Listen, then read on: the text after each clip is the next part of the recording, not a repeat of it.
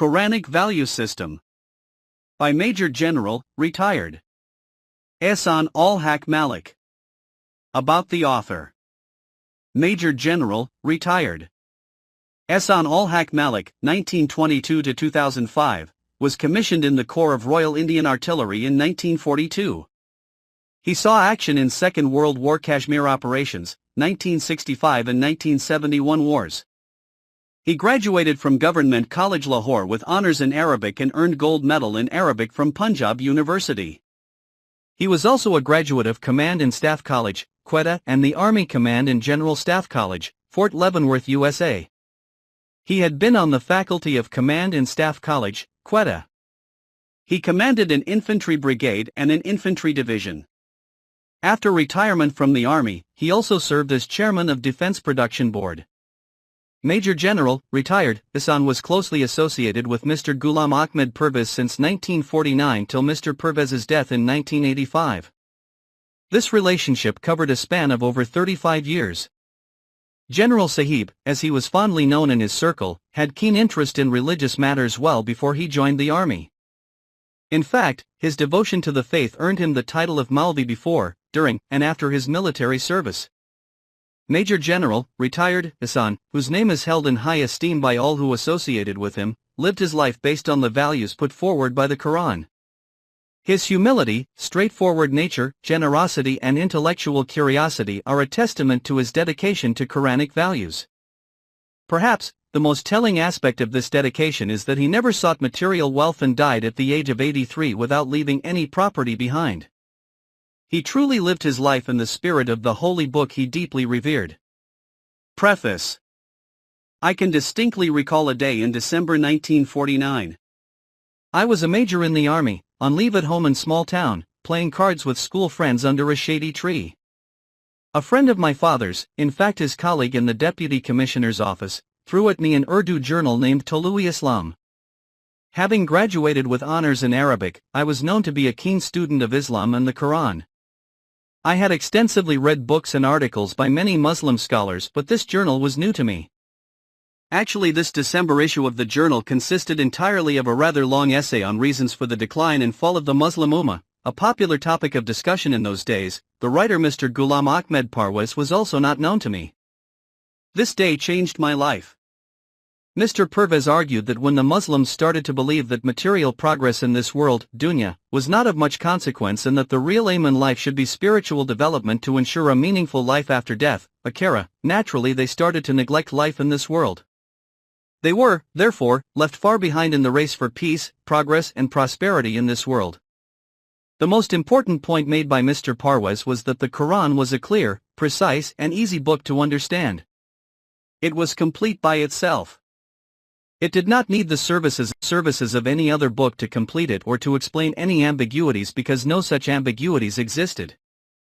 Of course, a very good knowledge of Arabic as spoken and written in the times of Holy Prophet Muhammad, peace be upon him, was a prerequisite for a correct comprehension of the book. I agreed with the writer. The more the Quran is studied in this manner, the better I started to absorb the Quranic teachings. On retirement from the army in 1972, I settled down in Karachi for a rather extended stay as a confectioner and baker. In 1973, on the initiative of some dear friends, we set up a discussion group consisting of businessmen, doctors, engineers, teachers, lawyers and intellectuals in general. Their wives, many of them very well educated and most of them quite vocal, also formed part of this group, informally called the Wednesday Daras Group. For over 20 years, we have been meeting once, sometimes twice a week to critically examine Quranic teachings in great detail. Most of the time, I acted as a leader of this discussion group chiefly because I knew Arabic language a little more than the others. We all learnt a great deal from each other's understanding of the Quranic value system during the course of these discussions. We generally agreed that the Quran gives practical and highly useful permanent values to guide humanity in individual and collective life. I promised my group that someday I would enumerate the Quranic values that we have been discussing for so long. This book is a humble fulfillment of that promise. I am grateful to the Daras group that they urged me on to complete this task. I hope it will act as a catalyst for other thinking people to study the Quran in a meaningful manner. All references in the book are to the Quran. 1:2 means Surah 1, verse 2. I have consulted many translations of the Holy Quran.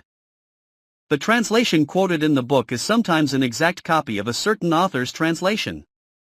Much of the time, I have introduced some of my own understanding, so as to reflect the method of Quranic comprehension as briefly stated in the introduction to the book.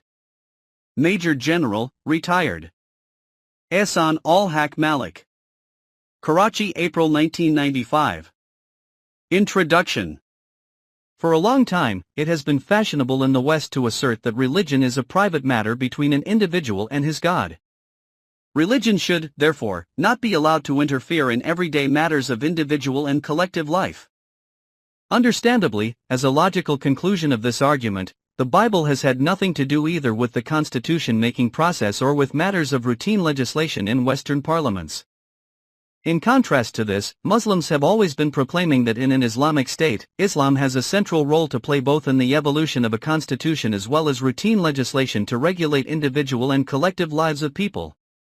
In the recent past, most of the Muslim countries were under foreign rule and their legislation was taken care of by their foreign rulers. However, especially since the end of the Second World War, a very large number of Muslim countries have become independent sovereign states. From then on they had to evolve their own constitutions and routine laws. It was no longer a matter of just academic discussion whether or not Islam governed daily life of its followers. The newly independent Muslim countries had to demonstrate that it was in fact so. One of such countries, Pakistan in fact, claimed its separation from India arguing, amongst other reasons, that as Muslims in United India would not be allowed to order their lives under the dictates of Islam, they are entitled to a separate independent state. Since her inception, Pakistan clearly stated that no laws would be enacted in the country repugnant to Islam. This was easier said than done. Islam had to be clearly defined. It was necessary to agree on sources of Islamic value systems and laws. Muslim scholars had differed on basic issues. This did not matter much while countries were being ruled by imperial powers. Lawmaking was the jurisdiction of the rulers. The laws made by the imperial powers were clearly recorded, well understood, and the lawmaking process was clearly defined. With the advent of independence, Islam now had to undertake this task. Who defines a value system in an Islamic society? What is the procedure for lawmaking? Is it the job of elected representatives or Muslim religious scholars? Who interprets the Quran? Who is the final authority on Quranic injunctions? Which book of tradition, hadith, or Islamic jurisprudence is to be accepted as completely authentic and hence to be followed without question by the contemporary lawmakers? How much freedom the modern legislators should have to abandon or amend the jurisprudence enacted in the past? Unless satisfactory answers to such questions are forthcoming, there would be many problems in developing a logical and agreed-upon legislation. If legislation is to remain within the boundaries of a higher value system, that is limits set by God. These are limits set by Allah, approach not nigh. 2:187. Then such a value system had to be compiled and precisely stated. This would enable the legislators, if they were allowed, to make laws remaining within the boundaries laid down by God. It would also enable the public to keep a check on the legislators that such boundaries are being respected. Before we go into the details of limits of Allah, it would be relevant to discuss whether or not Allah should be involved in formulation of a value system. Muslims all over the world generally believe that Islam is not only a religion in the traditional sense dealing exclusively with man's relation with his God, but is also a way of life which offers significant guidance to its followers as to how they should order their individual and collective lives. Many Western scholars wonder as to why humanity cannot make laws for itself.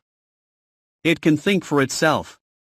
Laws, they argue, must change with time and space.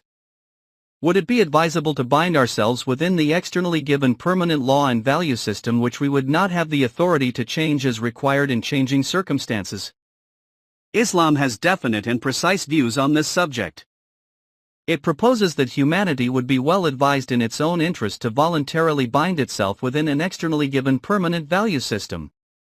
Remaining with these bounds, the limits of Allah, mankind must keep on making fresh laws, in consultation among themselves, as required by changing times. This mix of permanence and change would bring about a unity of thought in mankind and lead to harmonious universal growth. It would be of interest to briefly examine the rationale offered by Islam in support to this theory. As part of a grand design, God created this universe over a long period of time in 6 stages.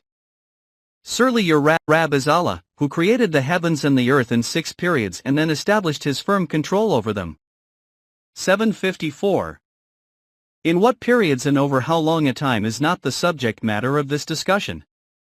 The creation took place in a planned, harmonious and orderly fashion because the forces of nature, angels, or in Arabic, malaika, were obeying divine orders without question. They fear their Rab, God, above them, and do what they are commanded. 1650. As a part of this grand design, God created man, gave him a faculty to think for himself and a choice to live by his own will. To help him to evolve a universally prosperous and peaceful society, paradise, God offered a value system that humans could accept or reject at their discretion. The universe would go on evolving according to the laws of nature because the forces of nature, angels, would continue to function according to immutable laws. This evolution would be peaceful if man also lived in accordance with divinely offered and universally applicable permanent value system. But if he chose to live by defying God's laws, he would face trouble. The Quran, in many places, draws the attention of mankind to natural phenomena, pointing out how progress and evaluation is so harmonious because there is submission to divine laws by the forces of nature. Similarly, the Quran argues, there would be an orderly and peaceful evolution of human civilization, if humans chose to voluntarily live by God's laws. Such laws have proved their efficacy by ensuring a peaceful evolution and administration of the physical universe. It is granted that by a process of trial and error and over a long period of time, humans would discover efficient value systems for managing their own affairs. Oh man, it is possible for you after a long period of hard and painful living to comprehend the ways of your Rab. 84:6. But it would economize human effort if he chose to live by a proven value system, and in the process, he would avoid bloodshed and wasted effort. A question arises that if the problem is that simple, why would man be tempted to defy God's laws? The reason is that God's laws have been designed to promote a universal, peaceful and prosperous society, no matter how long it takes and how much hard work humans have to undertake. God persuades fast runners to help the slow runners so that entire humanity keeps in step. Man, on the other hand, is tempted to cut corners. More often than not he thinks in selfish or narrow family, tribal or national interests rather than the interests of entire humanity. He is in a hurry. And oftentimes man resorts to destructive rather than constructive action because he often desires quick returns. 1711. And does not care to help the slow runners to catch up with him. In fact, too frequently, he would not mind deliberately slowing the progress of a part of human beings so that his own progress can be faster. Such a negative course of action would impede progress, occasionally stopping it altogether. In his grand design, God has created this universe for a positive purpose. It will get better in time. And the earth will beam with the light of its Rab. 39:69. God exhorts mankind to help in this process by living within a universally accepted and applicable, albeit divinely given, value system. It would be in mankind's own interest. As this was of such vital importance to humanity, God took upon himself the duty of conveying his suggested value system to humankind. Ever since the dawn of civilization, he has been doing so through his messengers. Prophets with God's message have been conveying his value system at all times to all people. Man's progress towards peace and plenty would have been smoother and faster if a class of people had not chosen to oppose such prophets for their own selfish good. In spite of such opposition, the world has progressed, albeit slowly, and humanity has become wiser and a bit more mature, living through turbulent times and learning by experience. A quantitative change came about when God, in his wisdom, decided that humanity had matured to such a state that it no longer needed to be led by the hand every now and then. A permanent value system, applicable for all times to all peoples in the universe, was handed out to humanity through the last of prophets, Muhammad of Arabia. God promised that though he could, if he so wanted, he would not amend, replace, or vary these sets of values whatever the circumstances. A tribute was thus paid to the good sense of humanity by being told that they were on their own. The fact that the rules of the game were never going to be changed was a great blessing for those who would decide to play the game of life according to them, because they could plan their actions in an atmosphere of trust. God's message to the people was conveyed in all corners of the civilized world, but it had simultaneously to be demonstrated that the course of action recommended in these messages was practical. It produced the results it promised. So, as a part of their mission, the prophets did their best to set up a society based on the value systems as received by them. In the light of this broad value system, the prophets, in consultation with people in their times and space, made detailed laws for their times. In the same tradition, the last of the prophets, Prophet Muhammad, peace be upon him, was asked to consult his people while formulating detailed laws, remaining within the limits of Allah's as specified in the Quran. And consult your people in the management of state affairs. 3:159. History is witness to the fact that Prophet Muhammad, peace be upon him, set up a very good society in his times, and the Quran exhorts its readers to model their individual and collective lives on the pattern set by the Prophet. In the person of the Prophet of God, there is for you a very good pattern to base your lives on. 33:21. So, in accordance with the precedents set by Prophet Muhammad, peace be upon him, Muslims all over the world were to adopt the broad value system as set out in the Quran. B. Make detailed laws to suit their times and their countries, remaining within the bounds laid down by the Quran. C. And such laws were to be made in consultation among themselves. Where independent Muslim states got bogged down in their process of legislation was the misunderstanding that detailed laws as adopted by Prophet Muhammad, peace be upon him, or his successors for their times and space, were also to be adopted in modern times. It is not fair to Prophet Muhammad, peace be upon him, to impose upon him the function of legislation for our times, a mission not suggested by God. To make a value system for all times and spaces is exclusively in the domain of God. Sovereignty belongs to God alone. He has ordained that you unquestionably obey only Him. 1240.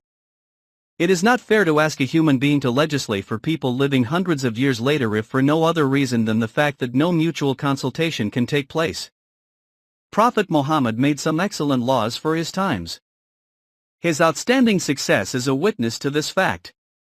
Later Muslim administrators, those charged with administering, must get down to making laws for their times and spaces. This would be in the best tradition of Prophet Muhammad. If this premise was to be accepted, lawmaking for Muslim countries would become a simplest process. It would be necessary to list Quranic value systems in all aspects of individual and collective life and in all fields of activity such as social, economic, political, etc. These broad value systems, limits of Allah, would have to be kept in view at all times when elected parliaments in Muslim countries get down to evolving a constitution or routine legislation for themselves. Such a constitution or routine legislation, which does not transgress the limits of Allah, would be called Islamic. It is as simple as that. In this connection, the Quran stands out as of vital and cardinal importance. It would be profitable, therefore, to briefly discuss the Quran as source of a permanent value system before we list the values as such.